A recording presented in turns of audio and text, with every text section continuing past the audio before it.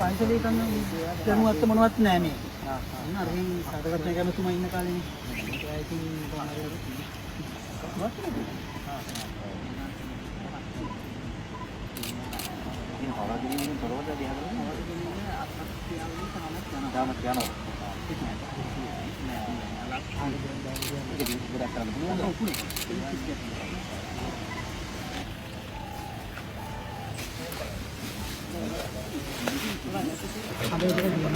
මේ පැත්තේ මොකද හදන්නේ? මේක මේ සර් මේ ස්ටඩ් තමයි හදන්නේ මේක.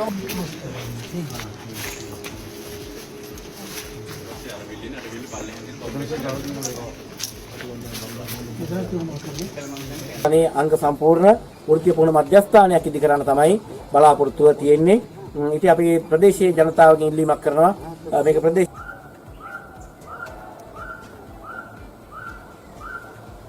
එහෙම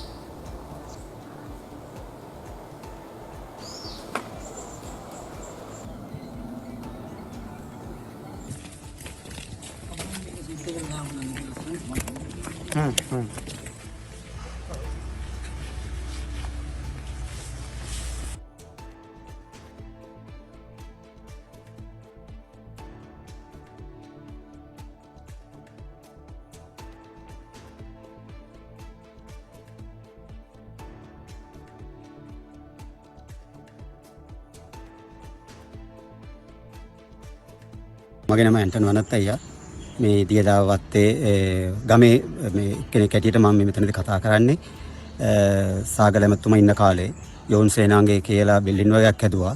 මෙතන හැදුවට අද දවසේ තමයි අපි දන්නේ මේ ඊඩම පවරගෙනවත් නැති බව.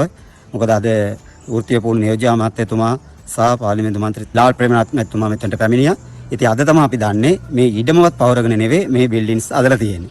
ඉතින් අපි උදාහරණයට අපි කියමු අපි টয়ලට් වල කපන්න ගියාම නැත්තම් වැලිගොඩ දාන්න ගියාම බලපත්‍ර ඉල්ලනවා විවිධ දේවල් ඉල්ලනවා. නමුත් මේක කොහොමද මේකට මෙච්චර කෝටි ගණන් වටිනා මේ බිල්ඩින්ස් හැදුවේ කියන එක. ඉතින් ඒකම ලොකු ප්‍රශ්නයක් තියෙනවා. එතකොට දැනටද මේක හදන්න ගියත් මේ රජයට ඒක දැන් නැවත අලුතෙන් මේක ඊඩම් පවර ගන්න ඕන. පවරගෙන තමයි මේ වැඩසටහන ඉදිරියට කරන්න ඕනේ. ඉතින් මේතනදී මම නම් හිතන්නේ ඒ ඊටපු ඇමතිවරුන් කියපු නිසා නැත්නම් ඒ රජයේ කියපු නිසා කරාට මේකට වගකීම් සම්බන්ධව මේක දැඩි ක්‍රියාමාර්ග ගත යුතුයි. මොකද මේක නිකන් මේ පොළොවවත් එතකොට අයිතියට ගන්න නැතුව මේ බිල්ඩින් හදපු එක එතකොට අපේ බදු මුදල් නැත්නම් අපේ රටේ මේ දේවල් මේ විනාශ කරපු අයට.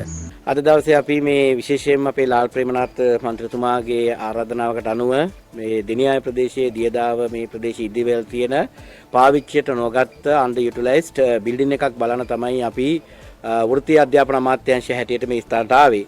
විශේෂයෙන්ම ලංකාව පුරාම මේ වගේ මධ්‍යස්ථාන විශාල ප්‍රමාණයක් තියෙනවා. කිසිදු අරමුණක් නැතුව ඉදි කරලා කෝටි ගණනක් ජනතාවගේ අරමුදල් විනාශ කරලා එහෙම තියෙන විශාල ප්‍රමාණයක් තියෙනවා. ජනාධිපතිතුමා හම්බන්තොට ගිහිපු වෙලාවේ අපි දැක්කා මේ වගේ විස්ථාන විශාල ප්‍රමාණයක් තියෙනවා. ඉතින් අපි හදන්නේ මේ හැම එකකටම වියදම් වෙච්ච gadol කැටයක වැලි කැටයක තියෙන ජනතාවගේ බදු මුදල් දහඩිය ශ්‍රමය තමයි මේවා තියෙන්නේ. ඉතින් මේවා මෙහෙම කැලේට අත්හරින්න මහජන නියෝජිතය හැටියට අපිට අයිතියක් නැහැ.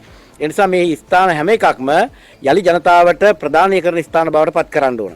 ඉතින් වෘත්තීය අධ්‍යාපන අමාත්‍යාංශයේ හැටියට විශේෂයෙන්ම අපි අවධානය යොමු කරලා තියෙනවා ලබන අවුරුද්දේ දැවැන්ත අධ්‍යාපන ප්‍රතිසංස්කරණයක් කරන්න පාසල් විෂය නිර්දේශයටම වෘත්තීය අධ්‍යාපනය ඇතුළත් කරන්න තමයි අපේ අධ්‍යාපන අමාත්‍යාංශයේ ඇමතිවරයා හැටියට අග්‍රාමාත්‍යතුමිය හරිනි අමරසූරිය මැතිණියගේ ප්‍රධානත්වයෙන් ඒ වැඩ කටයුත්ත වෙන්නේ.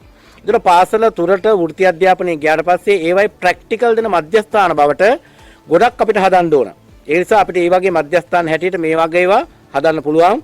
ඇත්තටම අපි සතුටු වෙන ඊයේ උදේ මම මේ වෙලාවේ හිටියේ හුණුපිටිය ගංගාරාමේ ජපානයට ශිෂ්‍යත්ව විශාල ප්‍රමාණයක් අපි ප්‍රදානය කරමින් අද උදේ හිටිය අහංගම ඒත් ජපානයට ශිෂ්‍යත්ව විශාල ප්‍රමාණයක් ප්‍රදානය කරමින් දැන් අපේ දරුවන්ට අධ්‍යාපනයේ මාවත් ගොඩක් හදන්න ඕන.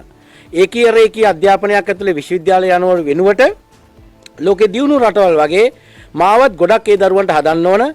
මේ වෘත්ති අධ්‍යාපනය තුලින් අපි බලාපොරොත්තු වෙන්නේ ඒක. මේ ප්‍රදේශවල විශේෂයෙන්ම විවිධ ජාතිකත්වයන් නියෝජනය වෙනවා. ඔවුන්ගේ ජාතිකත්වයන් අනුව ඒ භාෂාවෙන් මේ අධ්‍යාපනය හැදෑරීමේ ඉඩ ප්‍රස්තාවන අපි හදන්න ඕන. ඒ නිසා මේ මධ්‍යස්ථානය අපි බලාපොරොත්තු වෙනවා. විශේෂයෙන්ම මේ අවුරුද්දේ අපේ අයවැය තුලින් මුදල් යම් ප්‍රමාණයක් වියදම් කරලා මෙතන නේවාසිකාගාර සහිතව අපිට පුළුවන් දේ අධ්‍යාපන පාඨමාලා දෙන්න කියන එකත් අපි දැන් සැලකිල්ලට අරගෙන මින් තියෙනවා. ඉතින් ඒ නිසා අපේ ලාල් ප්‍රේමනාත් මන්ත්‍රීතුමාත් එක්ක සම්බන්ධ වෙලා ලබන අවුරුද්ද ඇතුළත අපි මේ ස්ථානයේ අංග සම්පූර්ණ වෘත්තීය පුහුණු මධ්‍යස්ථානයක් ඉදි කරන්න තමයි බලාපොරොත්තුව තියෙන්නේ.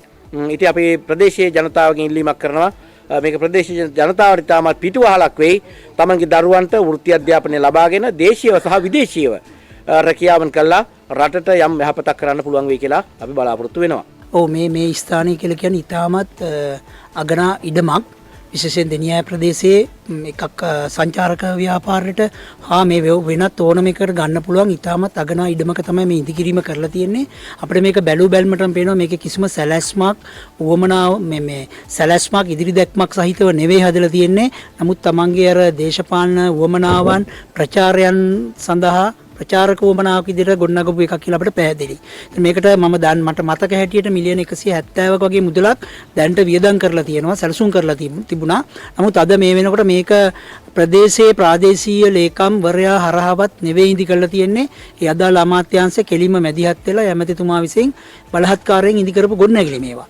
නිසා මේකට කිසිම සැලැස්මක් නැහැ, බිල්ඩින් ප්ලෑන් එකක් නැහැ, ඉඩම සම්බන්ධ එකක් නැහැ. දැන් මේ වෙනකොට අපි ප්‍රයිස් ලේකම්තුමා අපි මැදිහත් වෙලා මේ ඉඩම සීමාවන් ලකුණු කරගෙන අත්පත් කරගන්න ලෑස්ති කටයුතු කරලා තියෙනවා.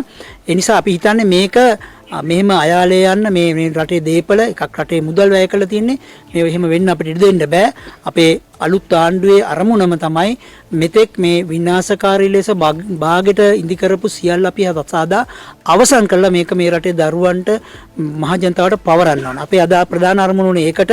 ඒ සඳහා තමයි අපේ නියෝජ්‍ය අමාත්‍ය නලින් හේවගේ මැතිතුමත් එක්ක අපි මැදිහත් වෙලා මේක අද නිරීක්ෂණය කරේ. අපි අද තීරණය කරා මේක මේ ප්‍රදේශයට වටිනා ආයතන ස්ථානයක් බවට පත් කරන්න. අපි හිතනවා මේ ප්‍රදේශයේ විශාල ලෙස ජාතිකත්ව කිහිපයක දරුවන් ජීවත් වෙනවා. ඒ වගේම ජාතිකත්ව කිහිපයක පාසල් පැවැත්වෙනවා. විශේෂයෙන් මිශ්‍ර පාසල් කිහිපයක්ම පැවැත්වෙනවා මේ ප්‍රදේශයේ. දෙමළ, සිංහල, මුස්ලිම් මේ සංස්කෘතික තුනේම අය ඉන්නවා. ඒ නිසා අපි හිතනවා මේ සියලු දෙනාට එකට ඉඳගෙන අධ්‍යාපනය හදාරන්න පුළුවන්, විශේෂයෙන් වෘත්තීය පුහුණුවක් හදාරන්න පුළුවන් ස්ථානයක් බවට, නේවාසික ස්ථානයක් බවට මේක පරිවර්තනය කර ගැනීම තමයි අපේ අරමුණ. නියෝජ්‍ය ඇමති නලින් හේවගේ ඇමතුමා මෙතනට ඇවිල්ලා කිව්වා මේක වෘත්තීය පුහුණු මධ්‍යස්ථානයක් වශයෙන් මේක මේ ගොඩ නගන්න ඕනේ. ඒ වගේම නේවාසිකව ඉඳලා පුහුණු වෙන්න පුළුවන් විදියට. ඒ වගේම අපි ඉල්ලීමක් කරා මේ වතු ආශ්‍රිතව ඉන්න දරුවෝ සහ වතු පාසල් තියෙන නිසා මේක දෙමළ මාධ්‍යනොත් මේක මේ මෙතන ගොඩ නැගුවා නම් හොඳයි කියලා. ඉතින් එතුමා ඒක පිළිගත්ත ඇත්තටම මේක හොඳ දෙයක් කියන එක. ඒ වගේම එතුමාගේ අපි විශ්වාසයක් කරනවා මේ රජය මේක ගොඩනගයි කියන එක. ඒතරින් ගමේ මිනිස්සු කැටියට මම හිතනවා මේක ඇදුනොත් එතකොට මේ අපේ දරුවන්ගේ වෘත්තීය මට්ටමින් එතකොට දිනුවක් වෙනවා. ඒ වගේම ආර්ථික මට්ටමනොත් එතකොට දිනුවක් වෙනවා. ඒ වගේම ගමේ දේශ රැකියා මේකදී විශේෂයෙන් විදේශ රැකියා ලබා ගැනීමේ අවස්ථාව ගොඩක් හිමි වෙනවා. ඉතින් මම හිතනවා ඒක අපේ මේ ප්‍රදේශයේ ඉන්න සියලුම දරුවන්ට දමිළ සිංහල ඒ වගේ ඉන්න සියලුම අය මේ දරුවන්ගේ එතකොට ආර්ථිකත් දියුණු කරගන්න පුළුවන්. ඒ වගේම ගමටත් ඒක ලොකු වාසියක් වේවි කියලා මගේ විශ්වාසය සහ බලාපොරොත්තුවයි.